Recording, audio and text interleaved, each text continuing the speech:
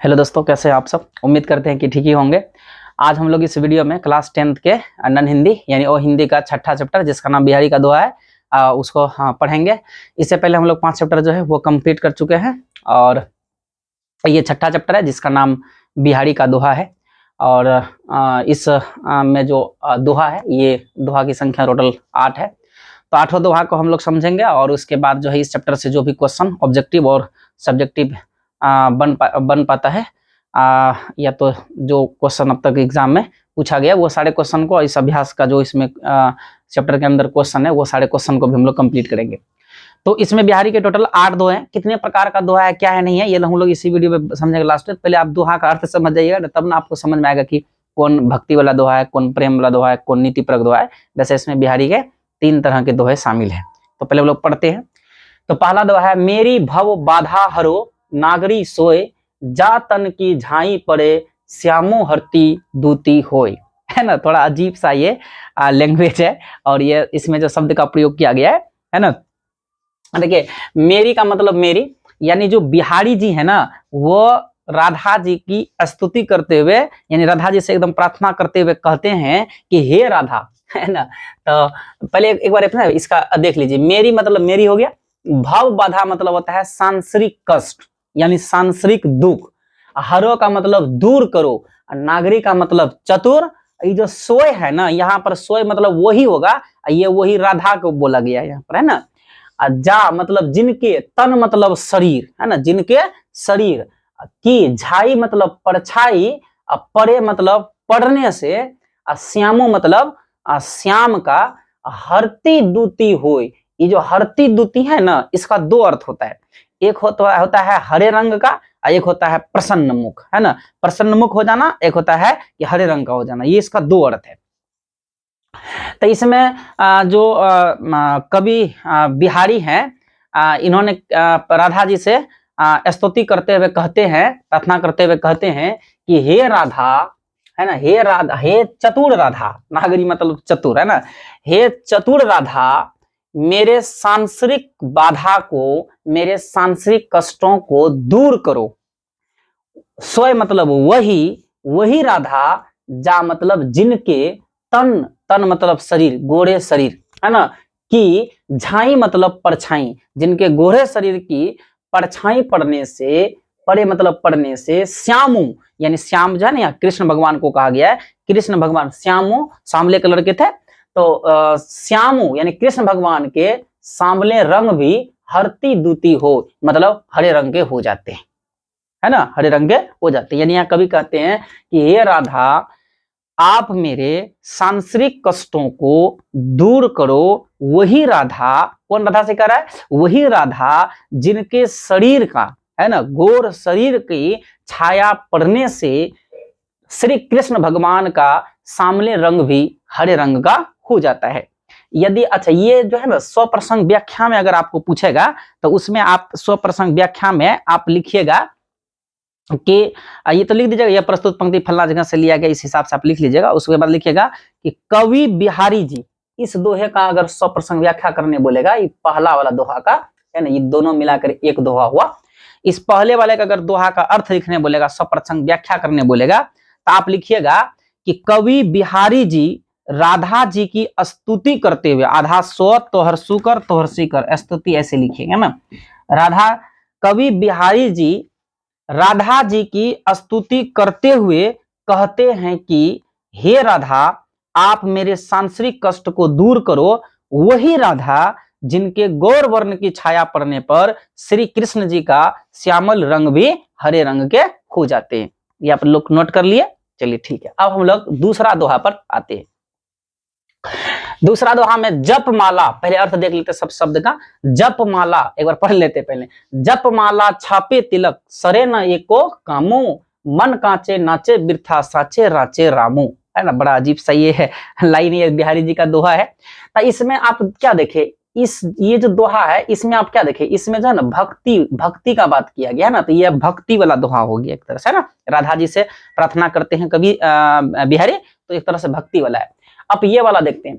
जप माला का मतलब माला जपना, छापे तिलक मतलब तिलक छाप लेना यानी तिलक लगाना, सरे न एको, सरे मतलब निकलना, नहीं, सरे मतलब निकलना या हो जाना, सरे न मतलब नहीं होना, एको कामो एक भी काम नहीं होगा।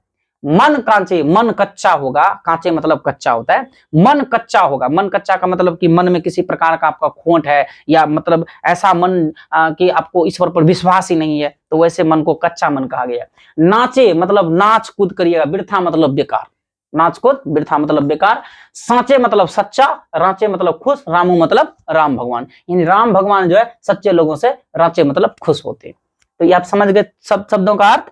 अब जो है कहना क्या चाहता है, देखिए कवि बिहारी जी कहते हैं, है ना, कवि बिहारी जी मनुष्य से कहते हैं, ए मनुष्य, है ना, ए मनुष्य, जब तक तुम्हारा मन कच्चा रहेगा, मन कच्चा रहेगा मतलब जब तक तुम्हारे मन में किसी प्रकार का खोट रहेगा, ईश्वर पर विश्वास नहीं रहेगा, है ना, तो तुम नाचे बिरथा, बेकार के तुम नाचते रह जाओगे, है ना। कितनो जप माला, यानी माला का जप कर लो, छापे तिलक, तिलक लगा लो, सरे न को कामो, एक भी काम तुम्हारा होने वाला नहीं है। साचे रांचे रामो, राम भगवान तो सच्चे लोगों से प्रसन्न होते हैं, राम भगवान का आशीर्वाद उनको मिलता है जो राम भगवान पर विश्वास करते हैं, है ना।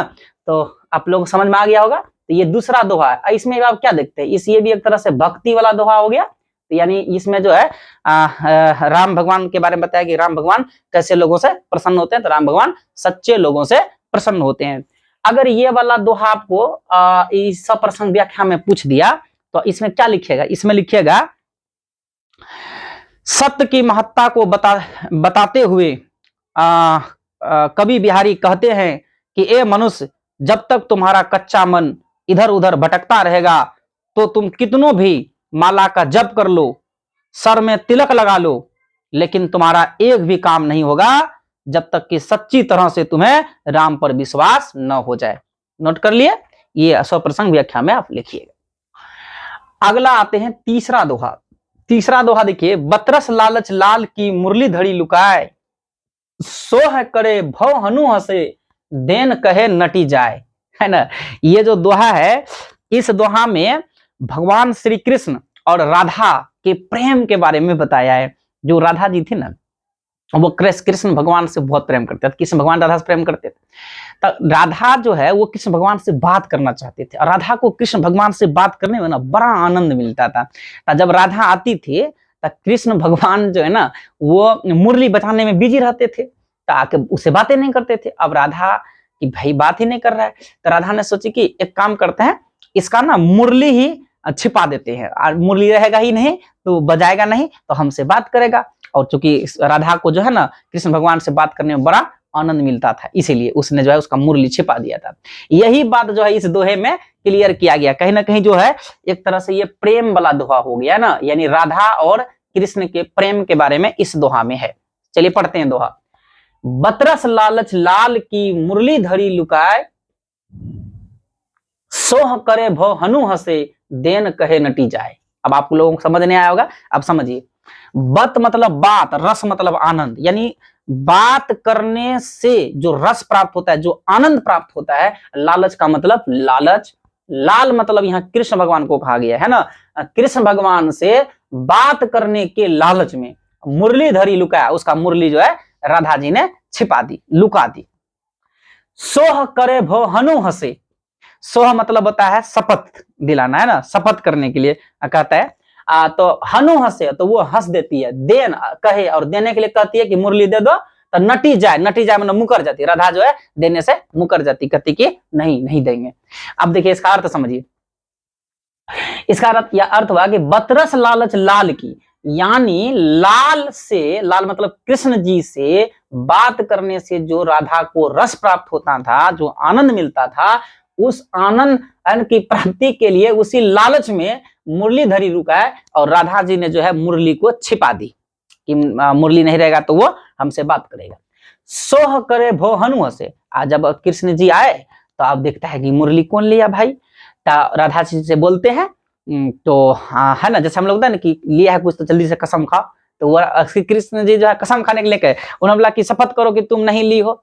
तो राधा जी जो है ना हंस देती है, तो जब वो हंस देती है तो श्री कृष्ण जी समझ जाते हैं कि इन्होंने मुरली जो है कि छुपाई है। और जब कहती दे न कहे, जब देने के लिए कहती है तो नटी जाए, मतलब वो मुकर जाती है और कहती कि नहीं देंगे। तो अगर ये वाला, ये तो एक तरह से क्या हो गया, इस दोहा के अंदर में जो है राधा और कृष्ण जी के प्रेम के बारे में चर्चा है, तो इस तरह से एक प्रेम वाला दोहा ये हो जाएगा।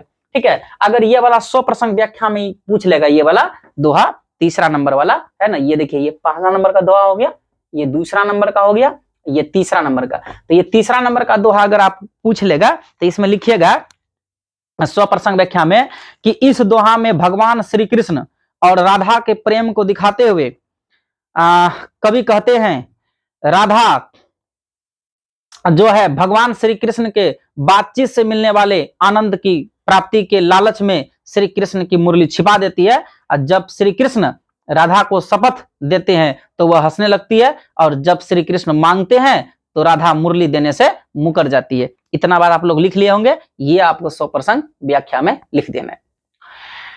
अगला जो चौथा दोहा है, कहता है जब जब वे सुधि कीजिए तब तब सुधि जाही, आखिनो आखी लगी रहे आंखें लागती नहीं।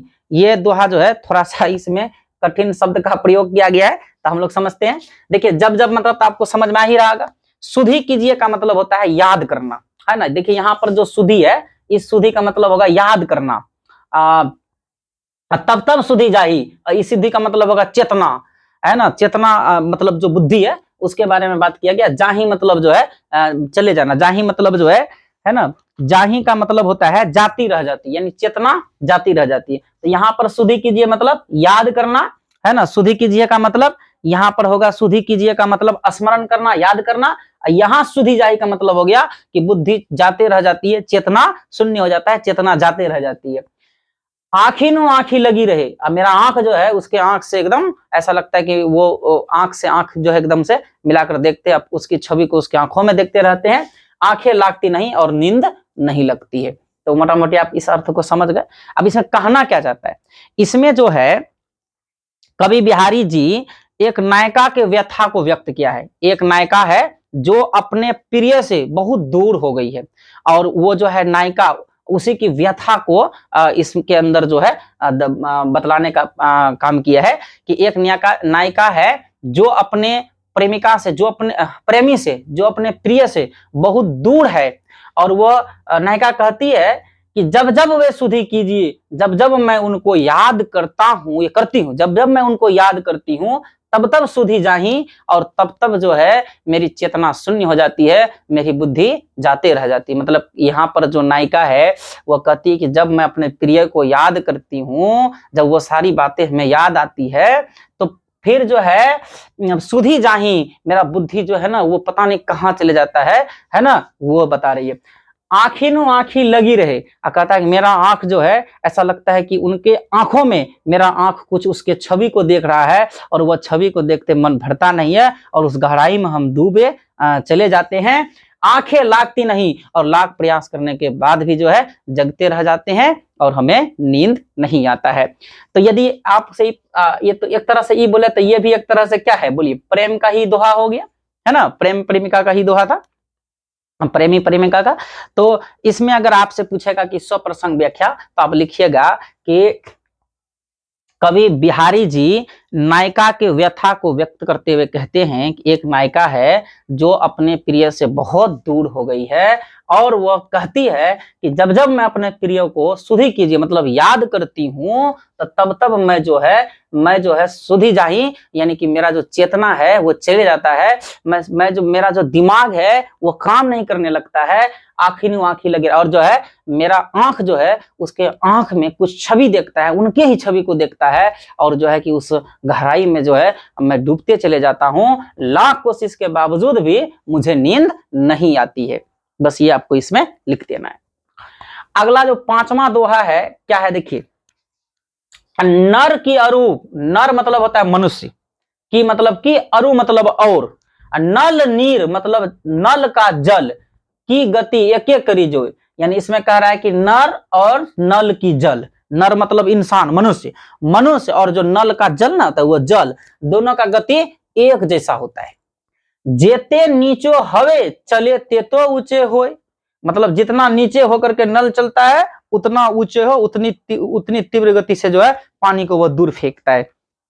तो भैया इसमें कहना क्या चाह रहा है, देखिए, नर की अरु नल नीर की गति एक एक करी जोई, यानी इसमें कहता कवि बिहारी जी कहते हैं कि मनुष्य और नल का जल दोनों की गति एक जैसा होता है, यानी कि नल का जल का जो गति होता है वही मनुष्य के जीवन की गति होती है, दोनों का गति एक जैसा होता है। क्यों एक जैसा होता है, उसका कहना है जैसे नल है, नल जो है देखिए ये गहराई, अगर ज्यादा इसका पाइप गहराई से रहेगा तो इसमें ज्यादा पानी आएगा, ज्यादा गति से वो जो है पानी को दूर फेंकेगा, ज्यादा पानी आएगा।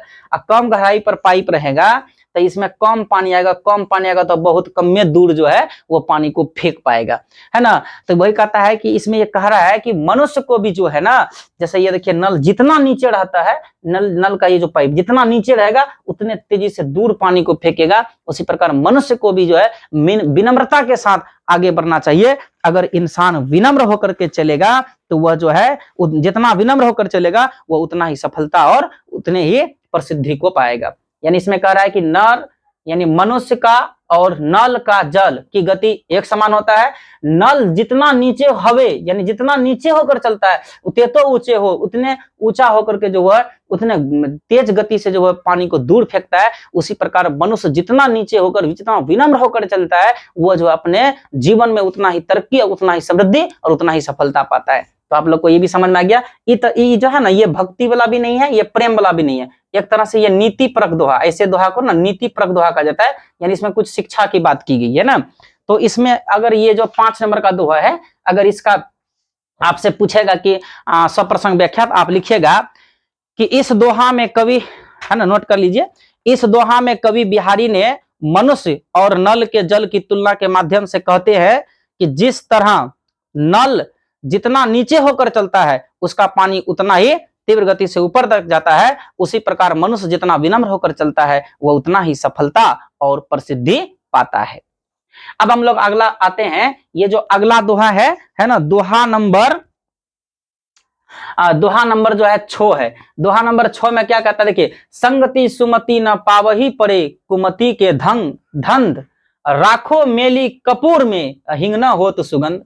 कहता है यानी कवि बिहारी जो है ना यहाँ सत्संगति की ओर ध्यान देते हुए ऐसा कहता है कि अच्छे संगत में रहोगे तो अच्छा रहोगे, बुरे संगत में रहोगे तो बुरे हो जाओगे, तो उस संगति की ओर ध्यान देते कहता है। देखिए, संगति मतलब क्या, संगति, सुमति मतलब होता है अच्छा बुद्धि वाला, है ना, ना पावही यानी उसके साथ में ना रहना, परे कुमति मतलब होता है खराब बुद्धि वाला, है ना। यानी जो मनुष्य है ना, जो मनुष्य है, मनुष्य जो है, इसमें कवि बिहारी कहते हैं कि मनुष्य जो है सुमति मतलब अच्छे बुद्धि, सुमति ना पावही यानी अच्छे बुद्धि वालों के साथ न रह करके, है ना, अच्छे बुद्धि वाले का संगति ना पा करके कुमति के धन, पड़े कुमति के धन यानी पड़ जाता है किसमें, कुमति के धन मतलब बुरे आचरण वाले जो है ना, गलत लोगों के साथ में जो है रहने लग जाता है। यानी इसमें कहा गया है कि संगति सुमति न पावही, सुमति मतलब अच्छे बुद्धि वाला, अच्छा बुद्धि वाला का लोग संगति न पा करके बुरे, कुमति मतलब बुरे बुद्धि वाले लोगों के जो है संग में लोग पड़ जाता है और वही काम में, बुरे कामों में लग जाता है। तो ऐसे लोगों को, है ना, जो अच्छे संगति में रह करके बुरे संगति में चला जाता है, तो ऐसे लोगों को सुधारना बड़ी मुश्किल है, चाहे आप कितनों भी प्रयास कर लीजिए। जैसे देखिए, इसमें उदाहरण देकर समझाया कि राखो मेली कपूर में हिंग न होत सुगंध, अगर हींग को आप कपूर में रख दीजिएगा तो भी हींग में जो है ना कपूर का सुगंध कभी नहीं आ सकता है। ये क्या बोला है कि हींग को कपूर में रख दीजिए, है ना, हींग को कपूर में रख दीजिए, लेकिन रखने के बाद भी हींग में कपूर का सुगंध नहीं आता है। उसी प्रकार जो कुमति है, जो खराब बुद्धि वालों के साथ में रहा है, उसको अच्छे बुद्धि वालों के साथ में रख भी दोगे तो उसमें कोई परिवर्तन आने वाला नहीं है, ये कवि बिहारी ने कहा है। तो ये जो 6 नंबर है इसका अगर 100% व्याख्या पूछेगा तो आप लिखिएगा कि इस दोहा में बिहारी ने सत्संगति की ओर ध्यान दिलाने का प्रयास करते हुए कहते हैं कि मनुष्य अच्छे व्यक्तियों की संगति न पाकर बुरे आचरण, बुरे कामों में लग जाता है। चाहे हम कितनों प्रयास कर लें लेकिन ऐसे लोगों को सुधारना मुश्किल हो जाता है। जैसे हींग को कपूर में रख देने के बाद भी हींग में कपूर का सुगंध नहीं आ सकता है। तो ये आप 6 नंबर का सप्रसंग व्याख्या में आप इस बात को लिख सकते हैं। ये देखिए, आप जो 7वां नंबर का है, ये जो दोहा है। तो एक तरह से कहे तो ये भी एक तरह से कौन दोहा हो गया, तो ये भी एक तरह से नीति परक दोहा हो गया, है ना। यहाँ शिक्षा देने का काम कर रहा है कि इंसान को हमेशा अच्छे संगति में पढ़ना चाहिए, बुरे संगति में नहीं पढ़ना चाहिए, है ना। तो ये एक तरह से नीति परक दोहा ही हुआ। अब जो 7वां दोहा है, कहता है बड़े न हुजे गुणन बिनु बिरद बड़ाई पाए, कहत धतुरे सो कनक गहनो गरियो न जाए। पहले आप इसका अर्थ को समझिए। देखिए बड़े का मतलब तो आप बड़ा समझ रहे होंगे, हुजे मतलब होता है गुणन बिनु, यानी कोई भी आदमी जो है ना गुण के बिना बड़ा नहीं होता है, गुणन बिनु। अब बिरद बड़ाई पाए, है ना। और जो है बड़ाई लोग ऐसे बड़ाई आप कितनों कर लीजिए, बिरद मतलब उसने प्रसिद्धि कभी नहीं पाई, बिरद मतलब प्रसिद्धि बड़ाई पाए, यानी कितनों बड़ाई पा लेगा वो लोग प्रसिद्धि प्राप्त कभी सफलता प्राप्त नहीं। कहत धतुरो सो कनक, देखिए धतूरा, धतूरा को भी कनक कहा जाता है। एक कनक मतलब सोना होता है और एक कनक मतलब धतूरा होता है। तो कहने का तो धतूरा को भी कनक कहा जाता है, लेकिन धतूरा से गहनो गरियो जाए, यानी गहना कभी तैयार नहीं किया जा सकता है। यानी इस दोहा में कवि बिहारी समझाने का प्रयास कर रहे हैं कि बड़े न हुजे गुणन बिनु, यानी इंसान जो है, जो मनुष्य है, वह गुण के बगैर बड़ा नहीं हो सकता है। यानी नाम से किसी का गुणगान नहीं होता है, गुण से उसका गुणगान होता है। गुण रहने पर ही आप प्रसिद्धि प्राप्त कर सकते हैं। बिरद बड़ाई पाए, यानी कितनों उसका कोई इंसान बड़ाई कर देगा, जिसके पास गुण नहीं है तो वो कभी भी जो है सफलता या तो वो प्रसिद्धि नहीं पा सकता है। जिसके पास गुण नहीं है, जबरदस्ती का कुछ लोग अगर उसका बढ़ाई करे तो उसको कभी प्रसिद्धि नहीं मिलेगा। और जिसके पास गुण है तो उसको, है ना, ऑटोमेटिक जो है यानी स्वतः उसको प्रसिद्धि मिल ही जाता है। तो कहत धतुरो स्व कनक गहनो गरियो न जाए, कहता है कहने का तो धतूरा को भी कनक कहा जाता है, लेकिन धतूरा से कभी जो है कि गहना नहीं बनता है ना। तो उसी प्रकार कुछ लोगों की बड़ाई किया जाता है, लेकिन उसके पास गुण नहीं होता है, तो वो लोग कभी प्रसिद्धि या सफलता नहीं पा सकते हैं। तो ये इसका अगर सप्रसंग व्याख्या पूछेगा 7 नंबर का, तो इसमें लिखिएगा इस दोहा में कवि ने कहा है कि जिसके पास गुण नहीं है उसका गुणगान कितनों भी हम करें, लेकिन वह महानता को प्राप्त नहीं कर सकता है। जैसे धतूरा को कनक की संज्ञा तो दे सकते हैं, लेकिन उससे गहना नहीं बन सकता है। तो आप लोग लिख लिए होंगे। अब जो है अंतिम दोहा इस चैप्टर का, लास्ट दोहा जो 8 नंबर का है। तो एक तरह से ये देखिए 7वां दोहा, तो ये भी एक तरह से कौन सा दोहा है, तो ये भी एक तरह से नीति परक दोहा ही है। अब 8वां है, दीर्घ सांस न लेहू दुख सुख साई ही न भूल, दई दई क्यों करतू है, दई दई सो का बोली। दीर्घ सांस का मतलब होता है लंबी सांस, है ना, लंबी सांस। न लेहू दुख, तो क्या कहता है, जब दुख आए ना तो आहें भर करके लंबी सांस न लेना चाहिए। और सुख मतलब सुख, जब आप इंसान को सुख मिले तो साईं ही न भूल, साईं मतलब होता है यहाँ स्वामी, मतलब जो भगवान है, यानी भगवान को नहीं भूलना चाहिए। तो दुख रहे तो लंबी सांस लेकर के नहीं लेना चाहिए, यानी एक तरह से भगवान को कोसना नहीं चाहिए। और यदि सुख हो तो साईं ही न भूल, यानी कि जो खुदा है, जो भगवान है, उसको भूलना भी सुख में नहीं चाहिए। दई दई क्यों करतू है, दई दई मतलब यह भगवान है, भगवान भगवान क्यों करते हैं, दई दई सु कबूली, भगवान ने जो दिया है उनको कबूल लो। यानी कि यहाँ पर कवि बिहारी ये कहते हैं कि जब दुख में हो रहो, जब दुख पड़े तो आहा भर के लंबी सांस मत लो, और जब सुख आए तो भगवान को मत भूलो। और सुख और दुख दोनों भगवान के द्वारा ही दिया जाता है। और जो सुख और दुख होता है, ये सुख और दुख जो है जीवन की गाड़ी का ही 2 पहिया है, जिससे जीवन जो है हमारा कर्म पथ पर चलता है। इसलिए सुख और दुख दोनों को जो है हम लोगों को समान रूप से स्वीकार करना चाहिए।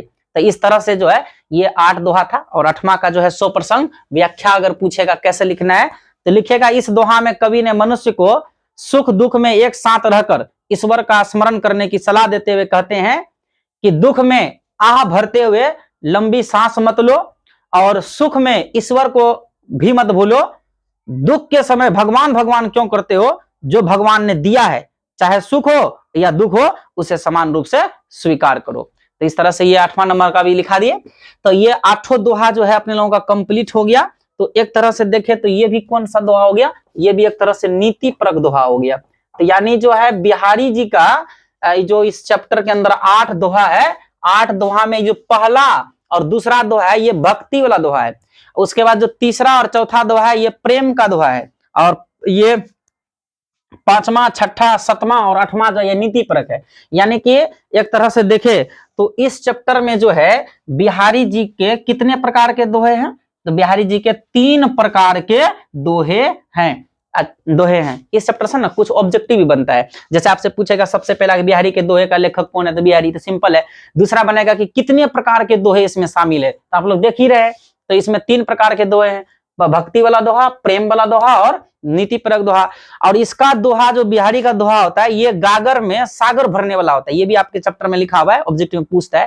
तो इस गागर में सागर भरने वाला इसके दोहा को क्यों कहा जाता है? देखिए, गागर में सागर भरने मतलब हुआ कि कम शब्दों में बहुत कुछ कह देना। देखते हैं ये जो 8 दोहा था, ये कितना कम शब्द इसमें लिखा हुआ है, लेकिन इसमें बहुत गहराई वाली बातें की गई है।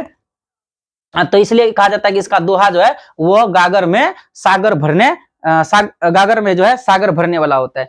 तो इसके अलावा ये पूछेगा कि कौन काल का कवि है, तो ये रीति काल का कवि है ना। ऐसे प्रसिद्धि तो इसको ज्यादा प्रेम के कवि के रूप में मिला है, लेकिन भक्ति और नीति परक दोहा भी इसका बड़ा प्रसिद्ध हुआ है। तो ये सब कुछ ऑब्जेक्टिव आता है, और उसके बाद ये सब लाइन दे देगा, आप बोलेगा कि कहाँ से लिया गया है, तो आप लोग जो है कि तो बना ही लीजिएगा।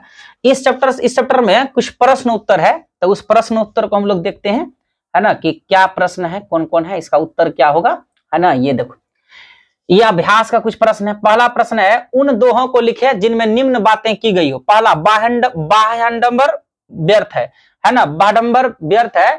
ये जो बाह्यडंबर दिया हुआ है, इसका मतलब हुआ क्या, जिसमें जो है ना, बाह्यडंबर मतलब होता है क्या, दिखावा।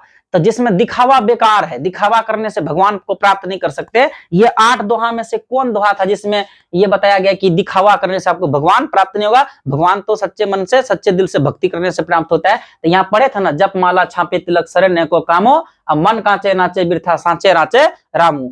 यही बच्चा के जप माला जप कर लीजिए, तिलक लगा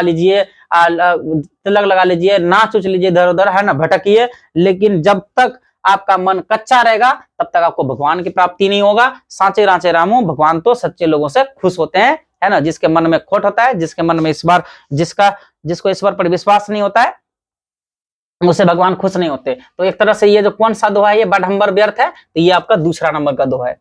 अगला है, नम्रता का पालन करने से ही मनुष्य श्रेष्ठ बनता है। ये किसमें कहा गया था? ये था ना, नल का जल और मनुष्य के जीवन का तुलना की करते हुए कवि ने। तो अब देखते हैं ये जो 5 नंबर का दोहा है, इसमें क्या कहा गया है कि मनुष्य जो है, मनुष्य के जीवन का गति और नल के जल का गति दोनों एक जैसा होता है। नल जितना धरती में नीचे गिरा हुआ रहेगा, जितना नीचे से आएगा उसको उतना ही लेयर पानी का मिलता है, अच्छा, तो वो उतना ही तेजी से वो पानी नीचे से ऊपर आता है और पूरा तेज गति से वो दूर पानी को फेंकता है। उसी प्रकार मनुष्य जितना विनम्र होकर के, जितना झुक कर चलता है, वो उतना ही अपने जीवन में तरक्की करता है, सफलता और प्रसिद्धि को प्राप्त करता है। तो एक तरह से ये वाला जो है बात है ना, ख नंबर में जो है, ये वाला आपका 5वें नंबर का दोहा है। अगला है, बिना गुण कोई बड़ा नहीं होता, है ना। नाम से कोई बड़ा नहीं होता है, गुण से बड़ा होता है। ये कहां पर कहा गया है? तो ये वाला देखिए 7 नंबर, बड़े न हुजे गुणन बिनो बिरद बड़ाई पाए, कह धतुरो सो कन गहनो गरियो न जाए। यानी कोई भी इंसान जो है नाम से बड़ा नहीं होता है, सब इंसान जो है गुण से बड़ा होता है। जिसके अंदर अच्छा गुण है वो बड़ा हो जाएगा, जिसके पास गुण नहीं है उसका बड़ाई कितना कर लीजिए, वो कभी प्रसिद्धि प्राप्त नहीं कर पाएगा। तो अब अगला है, घ नंबर में, सुख दुख समान रूप से स्वीकार करना चाहिए। ये कौन से दोहा में कहा गया है? तो आप देखिए, ये 8वें दोहा में कहा गया है ना, ये ऊपर वाला ही सुख देता है, ऊपर वाला ही दुख देता है, इसलिए सुख और दुख दोनों जो है हम लोगों को समान रूप से स्वीकार करना चाहिए। तो पहला नंबर का प्रश्न हो गया। दूसरा नंबर में एक जो क्वेश्चन है, देखिए कहा गया है दुर्जन। दुर्जन का मतलब क्या हुआ कि बेकार बुद्धि वाला, खराब बुद्धि वाला लोग। तो दुर्जन के साथ रहने से अच्छी बुद्धि नहीं मिल सकती है। इसकी उपमा में कवि ने क्या कहा है? तो दिखेगा कि दुर्जन के साथ रहने से अच्छी बुद्धि नहीं मिल सकती है ना। इसकी उपमा में कवि ने कहा है कि हींग को कपूर में रख देने से हींग में कपूर का सुगंध नहीं आ सकता है। तो यह बात आप लिख दीजिएगा। अगला प्रश्न है 3 नंबर में, गोपियों ने कृष्ण की मुरली क्यों छुपाई? तो देखिए, गोपी जो है ना, ये राधा के लिए आया है। तो इसका मतलब ये क्वेश्चन इस तरह से है कि राधा ने कृष्ण की मुरली क्यों छुपाई? मैंने आपको बताया ना, राधा जी आती थी ना, कृष्ण को अपने और आकर्षित करने का प्रयास करती थी। उसको कृष्ण भगवान से बात करने में बड़ा आनंद मिलता था, तो वो चाहती थी कि वो हमसे बात करे। कृष्ण भगवान है कि वो मुरली बजाते रहते थे। तो राधा कृष्ण भगवान से बात करके और उसके बातों से उसको आनंद प्राप्त होता है, तो उससे बात करने के लिए ही राधा ने अर्थात गोपियों ने जो है कृष्ण की मुरली को छुपा दी थी। अगला प्रश्न है 4 नंबर में, गुण नाम से ज्यादा बड़ा होता है कैसे? देखिए गुण जो है ये नाम से ज्यादा बड़ा होता है।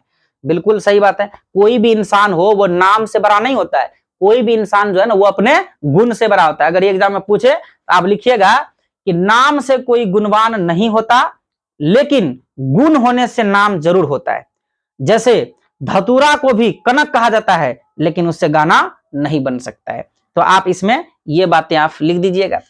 5वां नंबर का प्रश्न है, कनक शब्द का प्रयोग किन किन अर्थों में किया गया है? तो यहां पर कनक शब्द का प्रयोग 2 अर्थों में किया गया है। पहला कनक का अर्थ सोना, दूसरा कनक का अर्थ धतूरा। अगला प्रश्न है, हींग को कपूर के साथ रखने से सुगंधित क्यों नहीं होता है? तो आपको पता होगा कि हींग को कपूर के साथ रखने से सुगंधित क्यों नहीं होता है, क्योंकि जो हींग है ना ये पादप से प्राप्त होता है, मतलब पेड़ पौधे से प्राप्त होता है, और जो कपूर है ये रासायनिक पदार्थ होता है, केमिकल मैटर होता है, केमिकल पदार्थ होता है। इसलिए दोनों का स्वभाव और संरचना बिल्कुल अलग होता है। इसीलिए हींग को कपूर के साथ रखने से जो है कि हींग में कपूर का सुगंध नहीं आता है। ये तो आपका प्रश्न जो है ना अभ्यास का खत्म हुआ। और ये जो 3 क्वेश्चन है 7 और 8-9 नंबर, ये जो है ना एग्जाम में पूछा हुआ प्रश्न है, जो अब तक नन हिंदी का एग्जाम हुआ है। जैसे आप जो है ये दुर्जन का साथ किस प्रकार का हानिकारक है, ये 2019 का प्रश्न पूछा हुआ है, ये 2019 का पूछा हुआ है।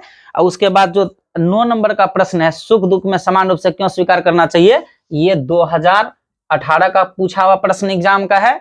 और इसके अलावा जो है दुर्जन के साथ रहने से अच्छी बुद्धि नहीं मिल सकती, ये भी 2018 का पूछा हुआ प्रश्न है। तो ये 3 क्वेश्चन जो एग्जाम में पूछा हुआ है। तो ये देखिए 7वां नंबर प्रश्न है, दुर्जन का साथ किस प्रकार हानिकारक है? वैसे आप जानते हैं दुर्जन जो है ना ये खराब बुद्धि वाला इंसान होता है।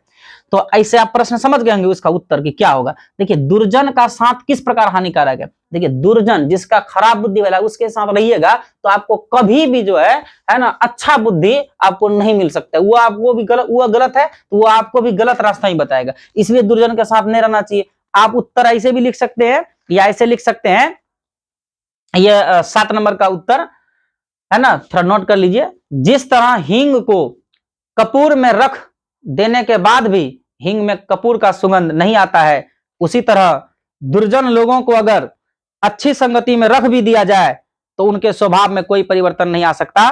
ऐसे लोगों को सुधारना मुश्किल होता है, इसलिए दुर्जन का साथ हानिकारक होता है। अब ये बात लिख सकते हैं। अगला है, सुख दुख को समान रूप से स्वीकार करना चाहिए क्यों? तो आप लिखिएगा कि कवि बिहारी ने ये मनुष्य से कहते हैं कि सुख और दुख दोनों भगवान के द्वारा दिया जाता है, इसे दोनों भगवान के द्वारा दिया जाता है। और सुख और दुख जो है ये दोनों जीवन के गाड़ी का ये दोनों पहिया है, सुख और दुख। और जीवन की गाड़ी जो कर्म पथ पर इन्हीं दोनों से चलता है, इसलिए हमें सुख और दुख जो है दोनों को समान रूप से स्वीकार करना चाहिए। ये इसका उत्तर में लिख दीजिएगा, है ना, समान रूप से स्वीकार करना चाहिए। अगला है, दुर्जन के साथ रहने से अच्छी बुद्धि नहीं मिल सकती है कैसे? है ना, दुर्जन के साथ अच्छी बुद्धि नहीं मिल सकता है कैसे? तो आप इसमें लिखिएगा कि जिस तरह से हींग को कपूर में रखने से हींग में कपूर का सुगंध नहीं आता है, उसी प्रकार दुर्जन के साथ रहने से कभी अच्छी बुद्धि नहीं मिल सकती है। आप इस बात को लिख दीजिएगा, है ना, यानी दुर्जन के साथ संपर्क में रहने के बाद भी अच्छे लोग, बस ये इतना ही ठीक है, ये हो गया। इसके अलावा एक क्वेश्चन और बनता है 10 नंबर में। एक प्रश्न है कि बिहारी किस काल के कवि? अगर पूछेगा बिहारी किस काल के कवि हैं तो उत्तर में लिखेगा बिहारी रीति काल के कवि हैं। बिहारी के दोहे शीर्षक कविता में किस तरह के दोहे सम्मिलित हैं? तो इसके शीर्षक, ये जो बिहारी का दोहा शीर्षक कविता है इसमें 3 तरह का दोहा शामिल है, प्रेम, भक्ति और नीति परक, तीनों प्रकार के दोहे शामिल है। तो एक प्रश्न और बनेगा कि बिहारी किस काल के कवि है ना, बिहारी किस काल के कवि है? तो इसका आंसर होगा बिहारी जो है ये रीति काल के कवि हैं। और इनके दोहे में, है ना, इनके दोहे जो ये 8वीं कक्षा में है ना बिहारी का दोहा, इनके दोहे में कितने तरह के जो है, दोहे में कितने तरह, है ना, इनके दोहे में कितने तरह के दोहे शामिल हैं, है ना, कितने तरह के दोहे शामिल है ना इनके दोहे शीर्षक कविता में, इनके बिहारी के दोहे शीर्षक कविता में, है ना, बिहारी के दोहे शीर्षक कविता में, है ना, ये देखो प्रश्न बनेगा, बिहारी किस काल के कवि हैं, इनके यानी बिहारी के दोहे के शीर्षक कविता में कितने तरह के दोहे शामिल है, तो आप लिखिएगा बिहारी जो है ये रीतिकाल के कवि है और इनके दोहे में 3 तरह के प्रेम, भक्ति और नीति परक दोहे शामिल हैं। ये है 2022 का पूछा हुआ प्रश्न है। तो इस तरह से जो है ये चैप्टर खत्म हुआ, ये बिहारी का दोहा। आप लोग क्वेश्चन आंसर को भी कंप्लीट कर लीजिएगा और हम लोग जो है जल्द ही इसके बाद वाला चैप्टर जो 7वां है ठेस फणीश्वर नाथ रेणु के द्वारा लिखा हुआ बहुत ही इंटरेस्टिंग कहानी है, वो हम लेकर जल्द आएंगे। ठीक।